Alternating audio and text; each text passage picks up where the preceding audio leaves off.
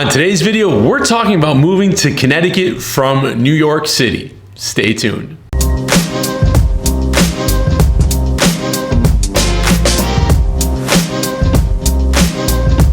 My name is Aaron Bowman, and my team and I sell real estate right here in Connecticut. So if you're looking to buy, sell, rent, or invest, all of our contact information is down below, and we can definitely help you with that. Now, that being said, let's jump into today's topic, and it's all about moving to Connecticut from New York. And there's a few things that you have to do and get in order before this can happen. So let's jump right into it. Grab yourself a pad, paper, tablet, however you want to take down some notes, because there's going to be some information here that you're going to want to write down, especially if you're thinking of moving up to Connecticut from New York. So first things first, we want to talk finances. Now, you got to make sure you have your finances in order.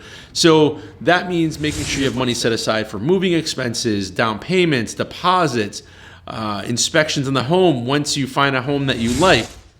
Now, if you need some ballpark figures, you can reach out to me or leave a comment down below, and I can throw you some estimates of what it would take. Now, the other thing we want to make sure that we have in order is credit. So if you haven't pulled your credit report in a while, you might want to do that, just because fraud is on a rise, credit or identity theft rather is rampant. So you want to make sure there's nothing on there that you're unaware of. Now, you can pull your credit report one time per year for free, or you can pay a couple different places. You can also go to a place called Credit Karma. They kind of give you a overview of what your credit score looks like. Now, let's just say you do have some things on there. You want to make sure that those things are challenged and deleted, especially if it's fraudulent, because you don't want to have to, have that stuff on your credit when they go to pull your credit for your mortgage. Now, that leads us into number two, is you want to start talking to a lender, somebody that does different types of loans. So you can, look at somebody that does FHA, that does VA, that does USDA, that does conventional, and kind of start figuring out what loan product is going to work best for you based on your income and your credit and where you're moving. Because there are places here in Connecticut, if you were to move to, that would possibly qualify for a USDA loan, which is 100% finance, which is kind of nice. It kind of saves you, some money out of pocket. So once we have our finances in order, we know exactly kind of what we're going to be able to spend. We need to start looking at location. Now, again, you could do all this research on your own, and you can look at all the different towns and counties that we have up here, or you could just talk to myself or somebody on the team and kind of tell us your wish list, what your must-haves are, what you're looking for in your next home or your first home if you're a first-time home buyer, which is super exciting anyways. There's nothing more exciting than finding your first home. So once you meet with a realtor like myself, we can go over kind of your criteria, your wish list of what you're looking for.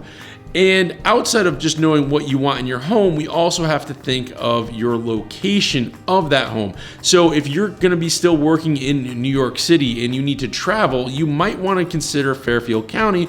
It is a little bit more pricey. The average price range right there is about $449,000, give or take. That's the median, like overall for the county. Closer to the shoreline, you're obviously going to be paying more, but the commute to New York City is pretty short. You can jump on the train, you can take the train in, or you can drive. So that might be a little bit more convenient for you if you're going to be going in daily. If you don't mind driving or taking a longer train ride, you could always push that out. You could go look at areas like Hamden and stuff like that, where you're looking at maybe an hour and maybe an hour and a half to get to the city. So once we know that, or let's just say you're remote, this is something I should be thinking more of, but a lot of us are working from home right now. So if you are remote and you don't have to worry about going to the city every day, maybe you're going 2 or 3 times a month, then we could push that out. You can look at other parts of the state, and then you're not really having to worry about that commute every day. It's only a couple times a month. So if you want to make a 2-hour drive or 2-hour train ride, you could do something like that. And this could be, I guess, kind of like in between 1 and 2, is you want to start talking to movers, as unless you're going to rent like a Ryder truck and you're going to pack everything else up yourself, and you want to drive it up here and unpack it, you could do that, which is fine.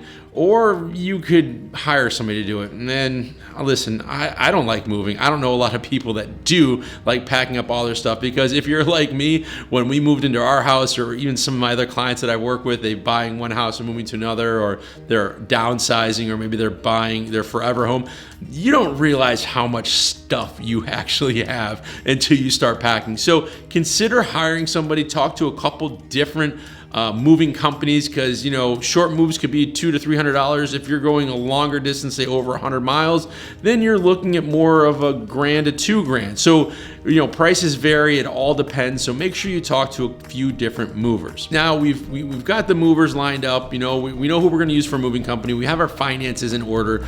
We've done the credit. We've talked to a lender. We know what our budget is. Then that's setting some time aside to come up to Connecticut, either on a weekend or a weekday, depending on what your schedule is like, and going and touring some homes. Now, even with COVID, we can still go and tour homes, but it can only be the people that are on the purchase and sales contract. So you can't bring your mom and dad, brother, third cousin twice removed with you. It's just whoever's buying the home. And that's just for safety concerns with this pandemic that's going on. Now, if you're watching this after the pandemic, well, then things are probably back to normal, and you can bring your mom and dad with you, or whoever, especially if you're a first-time home buyer, you can bring them through the home with you. Hopefully. I don't know yet. We're not there. But what you want to do is you want to schedule a time to come up here and meet with myself or somebody on my team and tour some homes. And like I do with a lot of my other clients from New York, we try to get like 6 or 7 homes lined up. That way you're not coming up just to see one and wasting a lot of your time. Then that gives you a feel for what you really like, because we all watch HGTV and the DIY network, and we saw these homes with the open floor plans and brand new this and brand new that. Now, a lot of the stuff here in Connecticut is going to be what we call a resale, so it's going to have renovation work done to it. The house was probably built in the 50s or 60s, maybe even older, depending on the area you're looking in. But you want to get a feel for the home that you really want. And once we have that done, then we start putting in some offers. And that is going to be a whole nother conversation, because there's paperwork and stuff involved. But that's when we get into the negotiations and everything like that, and putting in offers and seeing what gets accepted, and then moving forward. Now, I almost forgot to mention this, and this is kind of important. I probably should have made this, 2.2 in the list here, and that's a real estate attorney. In Connecticut, you're going to need a real estate attorney. We don't use title companies to do transactions.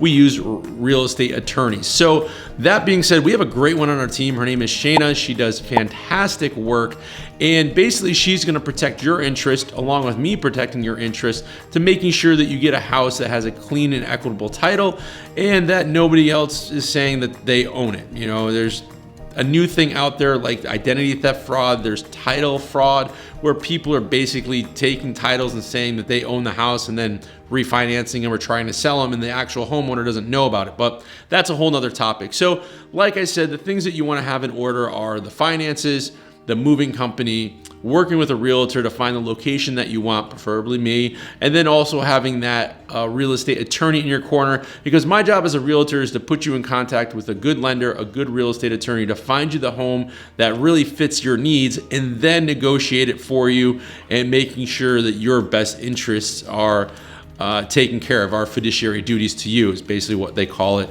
And that's pretty much it. There's not much else to it. I know I kind of made it not seem like it's that stressful. Trust me, it's going to be stressful, and there's going to be nights where you're going to call me and yell at me and question me why this isn't moving as fast, or what the heck's going on with this. And that just happens. It's part of the real estate transaction.